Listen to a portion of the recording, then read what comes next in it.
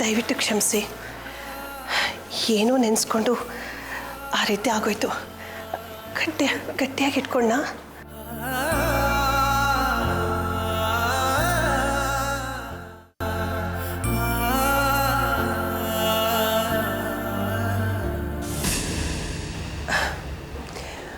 ಮರಿಬೇಕು ಅಂದ್ಕೊಂಡಿದ್ದ ಹೆಂಗಸಿನ ಬಗ್ಗೆ ನೀವು ಮಾತಾಡಿದ್ರಲ್ಲ, ಅದಕ್ಕೆ ಸ್ವಲ್ಪ ಕೋಪ ಜಾಸ್ತಿ ಆಗಿಬಿಡ್ತು. ದಯವಿಟ್ಟು ತಪ್ಪು ತಿಳ್ಕೊಬೇಡಿ. ಶಾರದಾ, ನಿನ್ನ ಮನಸ್ಸು ಎಷ್ಟು ಮೃದು. ನೀನಾಗಿದ್ದಕ್ಕೆ ಸುಮ್ಮನೆ ಬಿಟ್ಟಿದ್ಯಾ. ನಾನೇನಾದರೂ ನಿನ್ನ ಜಾಗದಲ್ಲಿ ಇದ್ದಿದ್ರೆ ಅವಳು ಜುಟ್ಟು ಕತ್ತರಿಸಿ ಕತ್ತೆ ಮೇಲೆ ಮೆರವಣಿಗೆ ಮಾಡಿಸ್ತಾ ಇದ್ದೆ.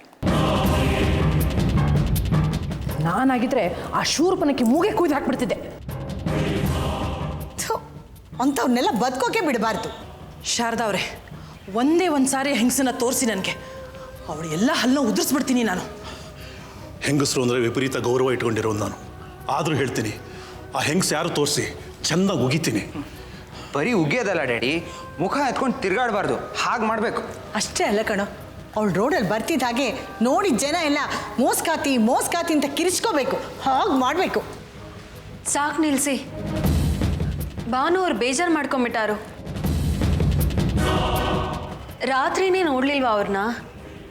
ಯಾರನ್ನು ಬೈದರೂ ಪಾಪ ಅವ್ರು ಬೇಜಾರು ಮಾಡ್ಕೊಂಡು ಬಿಡ್ತಾರೆ. ಬೆಣ್ಣೆ ಥರ ಮನ್ಸು ಅವ್ರದ್ದು. ಎಳೆ ಮಗು ಥರ. ಇದೊಳ್ಳೆ ಕತೆ ಆಯಿತು ಸಂಗೀತ ನಿಂದು. ಅನ್ಯಾಯ ಮಾಡಿದವ್ರನ್ನ ಬೈಬಾರ್ದು ಅಂದರೆ ಹೇಗೆ ಹೇಳು? ಇವತ್ತಿಗಿಷ್ಟೇ ಸಾಕು. ಉಳ್ದಿದ್ದನ್ನು ಕಂತಾಗಿ ಇಟ್ಕೊಳ್ಳೋಣ. ಏನಕ್ಕ ಹೇಳ್ತಾ ಇದೆಯಾ? ಹೌದು ಸೀತು, ನಮಗೆ ದ್ರೋಹ ಮಾಡಿದವ್ರನ್ನ, ಅನ್ಯಾಯ ಮಾಡಿದವ್ರನ್ನ ಪ್ರತಿದಿನ ಪ್ರತಿ ಕ್ಷಣ ನಾವು ಬೈಕೊಳ್ತಾನೆ ಇರಬೇಕು. ಆಗಲೇ ಕೆಳಗೆ ಬಿದ್ದಿರೋ ನಾವು ಮತ್ತೆ ಮೇಲೆದ್ದು ಬರೋದಕ್ಕೆ ಸಾಧ್ಯ. ಅಂಥ ಛಲ ನಮಗೆ ಬರೋದು.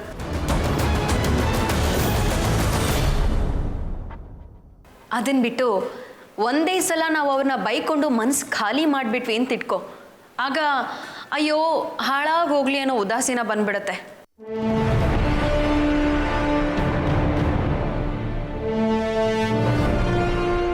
ಹಾಗಾಗಬಾರ್ದು ಸೀತು. ನಮಗೆ ದ್ರೋಹ ಮಾಡ್ದೋಳ್ಗೆ ನಾವು ಹಿಡಿ ಶಾಪ ಹಾಕ್ತಾನೆ ಇರಬೇಕು. ಏನಂತೀರಾ ಭಾನುವರೇ? ನಾನು ಹೇಳ್ತಿರೋದು ಕರೆಕ್ಟಾಗೇ ಇದೆ ತಾನೆ?